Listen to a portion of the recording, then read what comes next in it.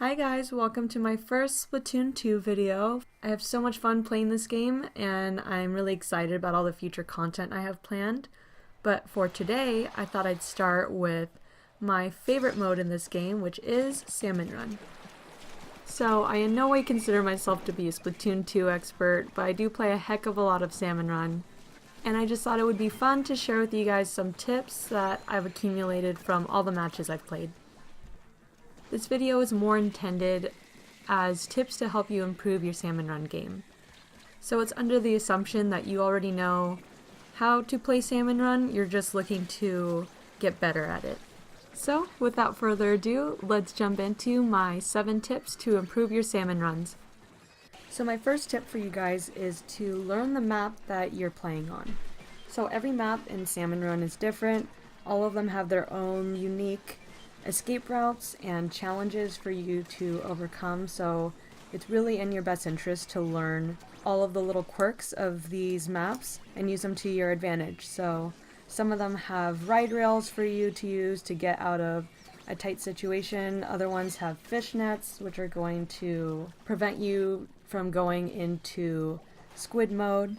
Other ones are going to have changing levels of tide, which will dramatically increase or decrease the size of the map for you to play on.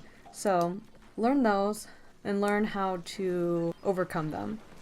Also be aware of unsafe areas in the map, areas that you'll get easily trapped in. You don't want to be going off into these areas by yourself, or you're going to be easily cornered by enemies and it'll be harder for your teammates to get to you as well. So this next tip is one that a lot of you are probably already familiar with, but I'm still going to talk about it just because of how important I think it is, and it's to remember to ask your teammates for help when you get splatted.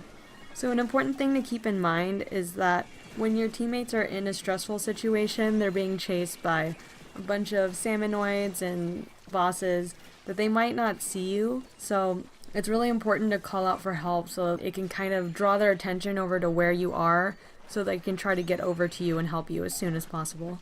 However, it's also important to remember to not only call out for help, but also to get to a place where they can safely revive you. So it's not going to help them if you're going to be floating around in a bunch of salmonoids and they can't get to you because they know they're going to get splatted if they try to get over to you. So try your best to get out of those areas and get to them so they can help you much more safely. So always just make sure you have a game plan. Look for your quickest escape route for when your teammate can get to you and figure out where you're going to go so that you can get back into the game. So in Salmon Run, since everyone has a different weapon, everyone's going to have a slightly different role that they're playing within that mode. But regardless of what your role is or how good you are, it's important to remember not to be a lone wolf. Salmon Run is all about teamwork and communication, and honestly you're going to have a much better game when everybody on the team is committed to that and is doing that and not trying to work by themselves. So although it might be tempting to try to go take down an easy boss by yourself and try to go collect those eggs, it's not always a good idea to do that because typically what will happen is, especially if that boss gets taken out far away from the basket, you're going to be swimming back and forth to try to go get all those eggs by yourself, and there's a good chance that you're going to lose 1 or 2 of them to other salmonoids that come and pick them up. So you really don't want that because then you're wasting your time by taking out that boss and you don't even get all 3 eggs from it. So your time is better spent working with your teammates, taking out bosses together and making sure you get all of those eggs. That's really the most efficient way of playing this mode. Another risk that you take too by going off by yourself is that you could get splatted. You might go over there because there's only a few enemies, but you never know, they could just swarm you when you're not anticipating it, and then you get splatted. And not only do you have to wait for a teammate to help you out, but now you're way far away from your team and it's harder for them to get to you. It's gonna take a while for you to swim over to them or for them to even see you. So just do your team a favor and work with them and call out. Remember to use your call outs when you see a boss approaching so you guys can all move in together. Alright, tip number 4 is to lure targeting enemies towards the basket. I know this sounds weird, but this is something that was taught to me and is actually going to be a huge time saver for you guys if you learn to do it. So basically what you want to do is you want to lure bosses that target you, such as Moz, Scrapper, or even Steel Eel, closer to the basket so that when you take them out, the eggs are already close by to the basket, so you save a bunch of time not having to swim really far away, go gather those eggs and come back. It's already right there. By doing this, this increases the chance that you're going to be able to get all 3 of those eggs into the basket, and also decreases the chance that you're going to lose them. Now that being said, you have to be very careful when you're doing this, because of course when it's getting into those harder levels and the beach is just getting really crowded, of course you don't want to be luring enemies into your teammates. So if you're being chased by something, just be aware of your teammates. You know, of course, do what you need to do to get away from danger, but don't lure them into your teammate if they're working on something else. You don't want to get them splatted just because you're being targeted. So what I suggest is to lure them as close to the basket as reasonably possible, and make sure to call out so that your teammates see you, see that you need help, and they can help you take out that boss. The eggs are right there for you guys to collect together, and you can be on your way. So these last 3 tips I have for you guys I consider to be the most important and fundamental to this game mode. And the first one being to learn how to prioritize which enemies are the most problematic. So in my opinion, from what I've been told and from just what I've learned and seen, it's most important to take care of stingers and flyfish as soon as possible. The reason for this is that these enemies can do a huge amount of damage from all the way across the map, so it's easy to forget about them. But as soon as you see them, it's good to work with your teammates and go take them out, or take them out on your own if you can, because they're going to cause a lot of trouble if you don't deal with them soon. So next on the priority list would be Steelhead, Drizzler, and Steel Eel.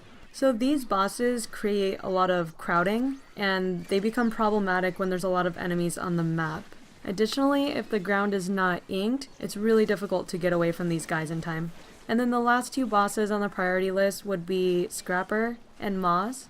The reason for that is because these 2 are a little bit easier to avoid than the other bosses. So not that these bosses aren't going to create problems for you at some point, but they're ones that you can kind of avoid for a little bit, work on other more problematic bosses, and then you can always come back to them later.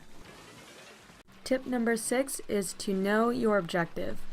So, of course, the main objective in Salmon Run is to collect as many golden eggs as possible and to not get splatted. However, it's important to keep in mind that your individual objective is going to change situationally. So for example, if you're the last man standing, your objective at that moment is to stay alive. Especially if you see that you've already met your quota, you don't need to be focused on taking out enemies, getting more golden eggs. It's most important for you to stay alive, because as soon as you get splatted, then the game's over. However, if you see that the number of golden eggs you guys have collected is still underneath the quota, then you need to revive your teammates as soon as possible so you guys can work on getting those last few eggs in. So that takes us into our last tip, which is to know your weapon role. I consider this to be the most fundamental thing in Salmon Run, aside from, of course, teamwork, which is kind of a given. But not only is it important for you to be proficient in that weapon class, but it's also important for you to understand what your role is based off of what weapon you have that round. Every weapon class has its own strengths and weaknesses, and you're going to learn them as you play more. So one of the reasons why I love Salmon Run so much is that it really forces you to play weapons that you're not used to or you're maybe not comfortable with. But learning how to wield them is going to teach you how to be a more versatile Splatoon player anyways, and is really in your benefit in the long term.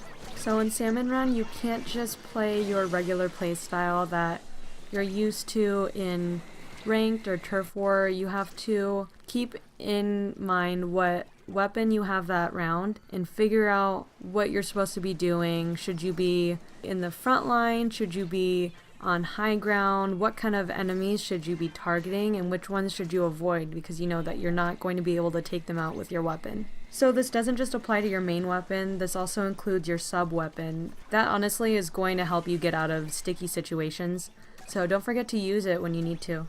And last but not least, don't forget that this mode is really heavily reliant on teamwork, so don't forget to work with your team, have a good attitude, and just have fun. Alright, that's all I have for you guys today. Thank you so much for watching my video. Let me know what you think about the tips I had, and let me know if there's any important ones that you think I forgot. I'd love to hear some feedback from you guys so I can improve my Salmon Run game as well.